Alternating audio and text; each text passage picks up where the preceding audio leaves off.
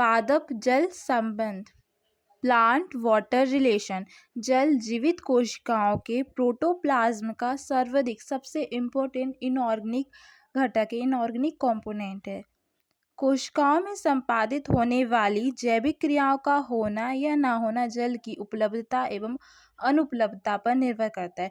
कोशिकाओं में जो जैव रासायनिक क्रियाएं होती हैं वो जल की उपस्थिति एवं अनुपस्थिति पर निर्भर करती है। यदि कोशिकाओं के जीव द्रव्य में प्रोटोप्लाज्म में यदि जल उपस्थित है तो उसमें जैविक क्रियाएं होंगी, और यदि जल उपस्थित नहीं है तो उसमें जैविक क्रियाएं नहीं होंगी। जल जीवित कोशिका का संपूर्ण भार की 60 से 90% भाग होता है, और जो शैवाल होते हैं उनके 90% भाग होता है जल, उनकी सेल का।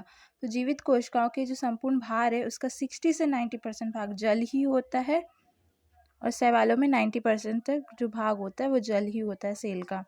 जल मुख्यतः जड़ द्वारा मृदा से अवशोषित किया जाता है। पादप काय के अंदर इनका प्रभाव विभिन्न प्रकार की कोशिकाओं एवं ऊतकों के माध्यमों से होता है।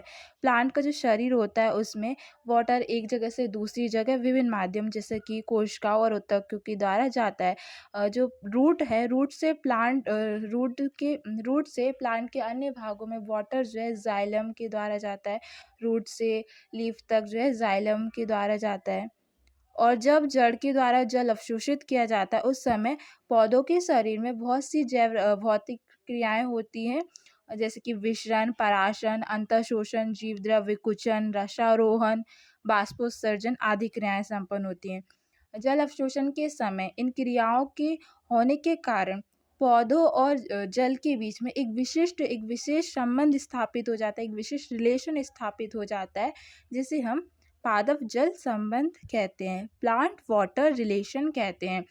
पौधे अपनी जड़ों के द्वारा मृदा यानी मिट्टी के कणों के बीच स्थित कैपिलरी जल को अवशोषित करते हैं। पौधों के लिए जल क्यों जरूरी है? पौधों के लिए जल का महत्व, importance of water to plant. जीव द्रव्य की जैविक क्रियाशीलता के लिए उसमें जल की समुचित मात्रा का होना अत्यावश्यक है, क्योंकि जल की अनुपस्थिति में जीव द्रव्य अक्रिय होकर अंततः मृत हो जाता है। जीव द्रव्य का जल एक बहुत ही महत्वपूर्ण भाग है, और यदि जल जीव द्रव्य में उपस्थित नहीं होता है तो वो अक्रिय हो जाता है, यानी कि उसमें कोई भी जैविक क्रियाएं नहीं होंगी, और जैविक क्रियाएं नहीं होंगी तो वो मृत हो जाएगा। जल पोषक तत्वों के लिए एक सार्वत्रिक विलायक की भांति कार्य करता है, अतः यह विभिन्न प्रकार के तत्वों के लिए वाहक का कार्य करता है। जल एक सार्वत्रिक विलायक है, इसमें अधिकतम जो न्यूट्रिएंट्स हैं वो घुल जाते हैं, पोषक तत्व घुल जाते हैं, और ये पोषक तत्व जो है जल में घुलकर सेल मेम्ब्रेन से सेल के अंदर आते हैं। तो जो जल है वो ट्रांसपोर्टेड जल जो है वाहक की तरह कार्य करता है, ये पोषक तत्वों को सेल के अंदर और सेल से बाहर आने जाने का काम करता है। प्रकाश संश्लेषण की क्रिया में जल हाइड्रोजन के स्रोत के रूप में कार्य करता है। प्रकाश संश्लेषण के लिए प्रकाश संश्लेषण में हाइड्रोजन की ज़रूरत होती है, और जल वहाँ पे हाइड्रोजन देता है, तो यानी हाइड्रोजन के स्रोत के रूप में जल कार्य करता है प्रकाश संश्लेषण में। जल श्वसन का अंतिम उत्पाद होता है तथा यह श्वसन की दर में वृद्धि करता है। श्वसन की प्रक्रिया, रेस्पिरेशन की जो प्रक्रिया होती है उसमें जल जो होता है उसका अंतिम उत्पाद होता है, और ये श्वसन की दर में वृद्धि करता है। जल अपघटन तथा संघनन जैसी अभिक्रियाएं जल पर ही निर्भर होती हैं। जल अपघटन नाम से ही पता चला, जल द्वारा होने वाला अपघटन और कंडेंसेशन भी जल से ही होता है, तो इसलिए जल अपघटन और संघनन जो अभिक्रियाएं हैं वो जल पर ही निर्भर करती हैं। जल पादप कोशिकाओं की स्फीति या अशून्यता दाब को बनाए रखता है। यह स्फीति दाब पादपों के जीवन की विभिन्न प्रक्रियाओं के सुचारू रूप से जारी रखने के लिए अत्यावश्यक होता है। स्फीति दाब सेल के लिए बहुत ज़रूरी है, और ये पौधों की जीवन की विभिन्न प्रक्रियाओं को सुचारू जारी रखने में बहुत महत्वपूर्ण होता है। इसके बारे में आगे की वीडियो में हम पढ़ेंगे। जल बीजाणु, फल एवं बीजों के प्रकीर्णन में महत्वपूर्ण भूमिका अदा करता है। प्रकीर्णन का मतलब है चीज़ों को दूर तक पहुँचाना। जल जो है जल के द्वारा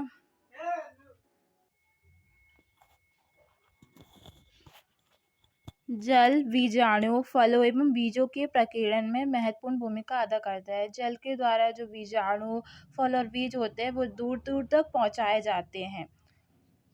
जल युग्मकों की गतिशीलता के लिए अत्यावश्यक है। जल के द्वारा युग्मक गतिशील होते हैं। जल उच्च ताप से पौधों की सुरक्षा करके उसके ताप का नियंत्रण कर रखता है। पौधों में बहुत से कार्बनिक संगठन पदार्थ जल की उपस्थिति में अपने भौतिक एवं रासायनिक गुण खो देते हैं। अब हम पढ़ेंगे विसरण। यहाँ पे एक चित्र दिया गया है, इमेज दी गई, इसमें ये बीकर है और इसमें हम यहाँ पे नील की एक बूंद डालते हैं। तो यहाँ पे शुरुआत में जो नील की बूंद होती है, इसमें इसकी कंसंट्रेशन सांद्रता बहुत ज़्यादा होती है, लेकिन धीरे धीरे ये जो नील की बूंद है ये पूरे बीकर में रखे जल में धीरे धीरे फैलने लगती है। यानी कि ये जो नील की बूंद है वो अधिक सांद्रता से निम्न सांद्रता की ओर जाती है और थोड़े समय बाद जो है ये जो पूरे जो नील की बूंद है वो पूरे बीकर में जितना भी उपस्थित जल होता है उसमें मिल जाती है।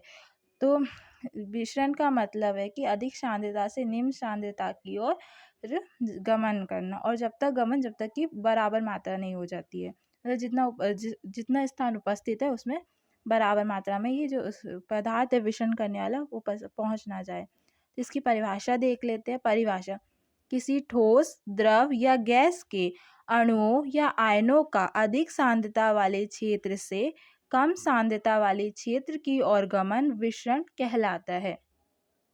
यहाँ पे एक और परिभाषा दी गई है: वह प्रक्रिया जिसमें द्रवों, ठोसों, गैस के अणुओं की अधिक सांद्रता वाले क्षेत्र से कम सांद्रता वाले क्षेत्र की ओर गति होती हो तथा वह तब तक होती रहती है जब तक कि पदार्थ के अणु उपस्थित स्थान में समान रूप से फैल जाएं, अर्थात वितरित हो जाएं, तो उसे विसरण कहते हैं। तो सिंपली सरल भाषा में कहें तो किसी ठोस, द्रव या गैस के अणु या आयनों का अधिक सांद्रता से कम सांद्रता की ओर तब तक जाना है जब तक कि जितना स्थान वहाँ पे उपस्थित है तब तक जो विसरण करने वाला पदार्थ उसकी मात्रा वहाँ पर बराबर नहीं हो जाती है।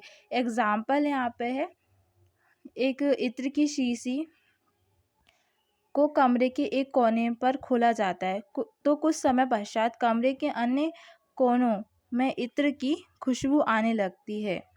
तो यहाँ पे जब हम इत्र की शीशी से परफ्यूम को निकालते तो उस समय इत्र की शीशी के आसपास जो परफ्यूम होता है वहाँ पर उसकी सांद्रता अधिक होती है और जो कमरा होता है उसकी जो वायु होती है वहाँ पे कम सांद्रता होती है। तो इत्र की जो शीशी का इत्र है वो धीरे धीरे अधिक सांद्रता से निम्न सांद्रता की ओर जाता है और तब तक वो जाता है जब तक कि पूरे कमरे में इत्र की खुशबू बराबर ना फैल जाती। तो यही विसरण है। विसरण गैस, द्रव व ठोस तीनों प्रकार के पदार्थों में होता है। मतलब विसरण की क्रिया तीनों प्रकार के पदार्थ गैस, द्रव, ठोस में होती है। गैस का विसरण गैस में बहुत तेजी से होता है क्योंकि गैस के अणुओं के दूर दूर स्थित होने के कारण उनके बीच का आकर्षण बल काफ़ी कम होता है। द्रवों का विसरण अपेक्षाकृत धीमी गति से होता है। गैसों के मुकाबले द्रवों का जो विसरण होता है वो धीमी गति से होता है क्योंकि इनके कण काफ़ी नज़दीक स्थित होते हैं। लेकिन ठोसों का विसरण नहीं के बराबर होता है क्योंकि इनके कण एकदम पास पास स्थित होते हैं। ठोसों के कण बहुत आसपास स्थित होते हैं इसलिए उनका विसरण ना के बराबर है, बहुत कम होता है। यहाँ पे एक उदाहरण दिया गया है, इमेज दी हुई। यहाँ पे इसमें इस वाले चैम्बर में H2 कंसंट्रेशन ज़्यादा है, सांद्रता ज़्यादा है और यहाँ पे O2 की सांद्रता ज़्यादा है। जैसे ही हम यहाँ पे इसको ओपन करते हैं तो ये जो ऑक्सीजन है वो अधिक सांद्रता से निम्न सांद्रता की ओर बढ़ने लगती है। यहाँ पर ऑक्सीजन की बिल्कुल निम्न सांद्रता है और यहाँ पे अधिक सांद्रता है। जैसे हम खोलते हैं तो ऑक्सीजन जो है उच्च सांद्रता से निम्न सांद्रता की ओर बढ़ने लगती है। उसी तरह हाइड्रोजन की यहाँ पे उच्च सांद्रता है और यहाँ पे निम्न सांद्रता है।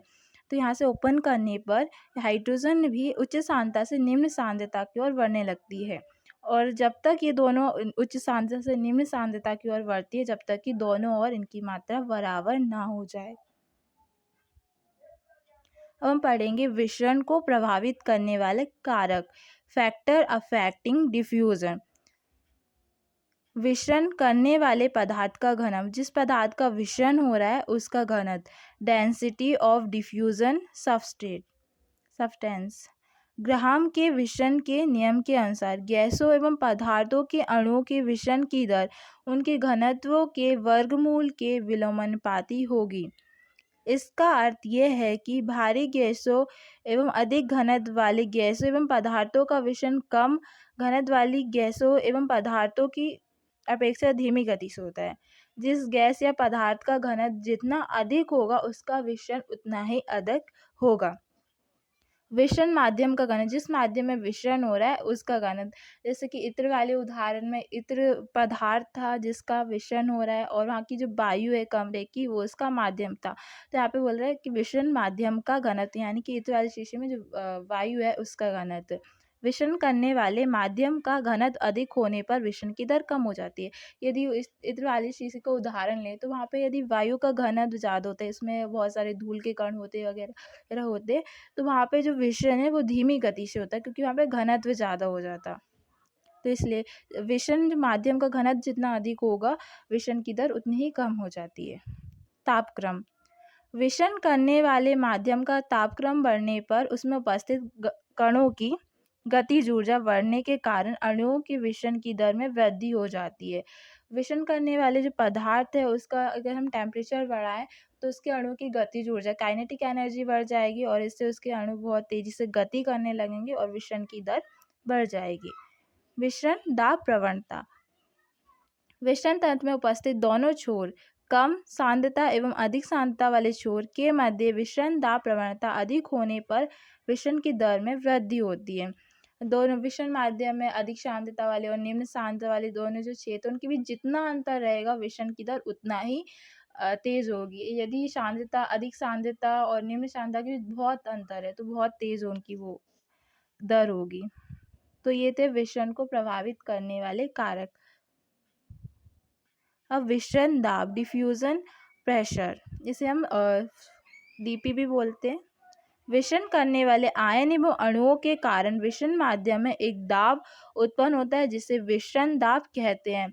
इत्र के शीशी का उदाहरण हमने देखा था, जो इत्र है वो क्या होता है उच्च सांद्रता से निम्न सांद्रता की ओर जाता है, तो वो वायु वहाँ पे माध्यम था, तो वहाँ पे वो वायु के कणों से उसका एक घर्षण होगा और उस घर्षण से दाब उत्पन्न होगा, तो उसे ही हम विसरण दाब कहते हैं। तो विसरण करने वाले अणु एवं आयनों के कारण जो दाब उत्पन्न होता है उसे हम विसरण दाब कहते हैं। विसरण दाब विसरण करने वाले अणुओं की संख्या या सांद्रता के समानुपाती होता है। विसरण जितने अणुओं की सांद्रता जितनी होगी, विसरण करने वाले अणुओं की सांद्रता मात्रा जितनी अधिक होगी उतना ही अधिक विसरण दाब होगा। यही कारण है कि विसरण क्रिया सदैव अधिक विसरण दाब वाले क्षेत्र से कम विसरण दाब वाले क्षेत्र की ओर अर्थात विसरण दाब प्रवणता की ओर होता है। पौधों में विसरण का क्या महत्व है? हम पढ़ेंगे पौधों में विसरण का महत्व। Importance of diffusion in plant, पौधों के वायवीय भागों द्वारा जल का जल वाष्प के रूप में निष्कासन की क्रिया विसरण की प्रक्रिया पर निर्भर करती है। जो पौधे होते हैं उनकी लीव से वेपराइजेशन एंड वाष्पोषण की क्रिया होती है, तो वाष्पोषण की क्रिया जो होती है वो डिफ्यूज़न के कारण होती है। डिफ्यूज़न के द्वारा ही जो जल वाष्प है वो निकलती है, यानी वाष्पोषण की क्रिया जो है वो विसरण पर ही निर्भर करती है। श्वसन एवं प्रकाश संश्लेषण जैसी अभिक्रियाओं के दौरान होने वाला गैसीय आदान प्रदान विसरण द्वारा ही होता है। श्वसन की रेस्पिरेशन की क्रिया में जो ऑक्सीजन की छोड़ने और CO2 की लेने की मतलब प्रकाश संश्लेषण के दौरान CO2 ग्रहण करने की, श्वसन के समय O2 ग्रहण करने की जो प्रक्रियाएं होती हैं वो विसरण पर ही निर्भर करती हैं। कुछ पौधों के पुष्पों पत्तियों में उपस्थित वाष्पशील एरोमेटिक पदार्थों की वायु में विसरण के कारण सुगंध चारों तरफ फैल जाती है। यह सुगंध प्रायः परागकर्ता को आकर्षित करती है। जो पॉलिनेटर होते हैं उन्हें आकर्षित करने के लिए पौधे एरोमेटिक पदार्थ को विसरण द्वारा ही बाहर निकालते हैं, निष्कासित करते हैं। आयन विसरण की प्रक्रिया के तहत आयन निष्क्रिय लवण परिवहन आसानी से अवशोषित होते रहते हैं। यह प्रक्रिया कार्बनिक विलय के रूप में भोज्य पदार्थों के संवहन में सहायता करती है। इसके आगे की वीडियो में पढ़ेंगे। Thanks for watching.